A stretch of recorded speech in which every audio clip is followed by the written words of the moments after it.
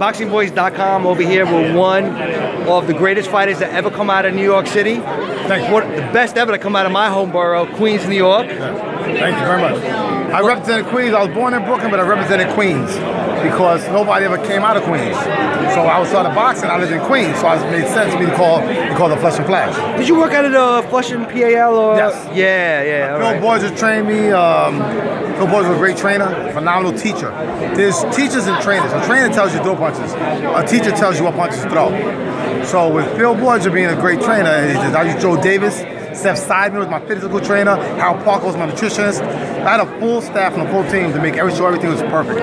Now, you probably had like 30 or 40 pro fights before you even got your first title shot, right? I had 36 fights before I even fought the title. 30, and you came. Nobody fight me. And you came up on MSG Promotions, right? Yes, part of the time. Bobby Goodman came up like that, and then after doing that, everything worked out really good for me. And then I got a title shot to fight Goyo Vargas on HBO. Yep. Which made me the first lightweight on HBO. So I didn't plan on doing all that first stuff. I just wanted to get the checks from HBO.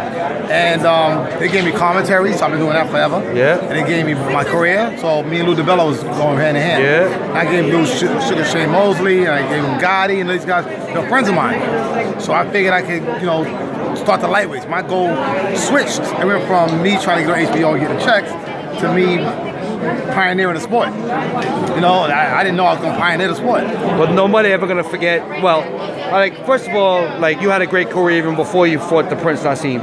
Yeah, well, it was great. I went and got, if you don't know, I went and got the Prince in England twice. I challenged him twice.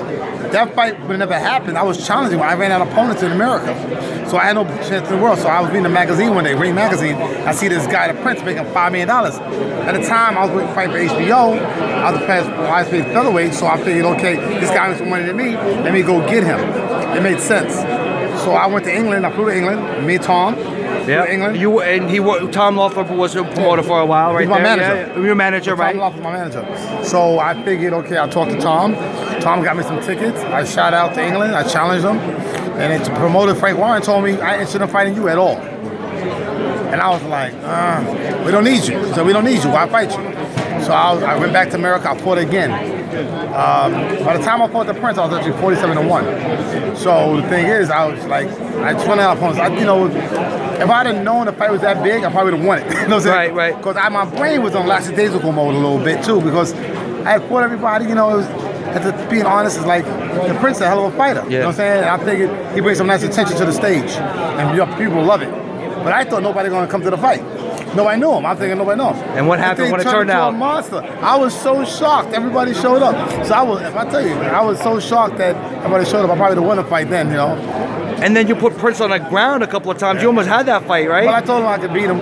I knew I could beat him. It just mattered me put my mind to it. The thing with me, I made a blueprint, like almost a night in Golovkin. What happened, with me, if I would have stayed in composure, I tell you, emotions get you beat. You know what I'm saying? Like I said, the whole thing about fighters was James Toney is so good at what he does, controls emotions. Keep cool. You gotta control your emotions. Keep cool in the ring. Yeah, and then when you put down a Prince a couple of times, you got a little hyper. You're going for the kill. I got too excited. He took all your forward momentum, and then at the end. Yeah. Well, my trainer wanted me, Bill wanted me, the rule was to get a 7th-round knockout.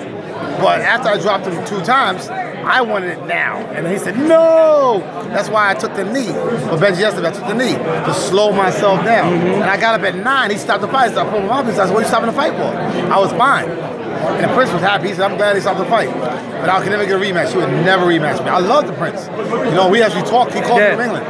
Interviews are classic with you and Prince. If you look him up on YouTube, I never thought Kelly. That'd be a fight. With me, I never thought it'd be like that. You know what I'm saying? I never thought it turned into his own monster. Now let me ask you a question. You've been in the ring with Prince Naseem Hamed. You've been in the ring with Marco Antonio Barrera and Eric Morales. Who was the best out of them 3? It's unfair. There's no best. You know why? Because I did Barrera with a rib injury. No excuses with that one. And Morales, I fought on 11 days' notice. Yeah. You know what I'm saying? Down in Mexico. Was it Mexico? No, it was in Texas. Okay. The problem with Barrera and Morales, I told Morales, I'll fight you. Because I had to lose 11 pounds in 10 days. So it wasn't fair to me, but guess what? Tom, only option Tom had for me, he said, listen, I got Eric Morales. It's a big purse, but you're going to have to lose 11 pounds. And at the time, I was playing Augie Sanchez for the fight with the Prince. I was ready, but as a lightweight, I was no longer a featherweight. My last fight at featherweight was Prince. So in 2003, I'm a lightweight. I beat Humberto Soto. I was number 5 in the world. If they would have gave me a shot at 135, I could have did something better. coming down the featherweight wasn't good for me. Last thing, we had a very controversial decision tonight. Chocolito won that fight. Chocolito won that fight. I have it scored. What about the main event? The main event, I had him winning by 1 point. I thought that today the blueprint, I had Triple G by 1 point because of the knockdown. I don't think he did enough to take the belts, but it was a close fight. I scored 2 rounds even, so I had it 113, 114. I thought that personally that Jacobs did a good job, but today the question mark is, did he break the code? And I don't know if he can beat Andre. Or the question, do you have to take the belt from the champion? Yes. Meaning, you got to win wide. Are you a believer in that kind of I believe like this. You can't get in a ring and fight the champion in like a regular fight and it's back and forth and be even. The rules are you got to take the title. When I fought, I had to take the title from Golovkin. Yes. I took the title from Lispinose. I took these titles. Yeah. I took the belt. I'm going to be so low. I took the belt. You have to. You can't go in the ring and expect somebody to give it to you. I don't want that to happen to me. I mean, if I got a belt, you got to take it from me. You got to take the belt. You beat me out behind, take my belt. That's the way it works.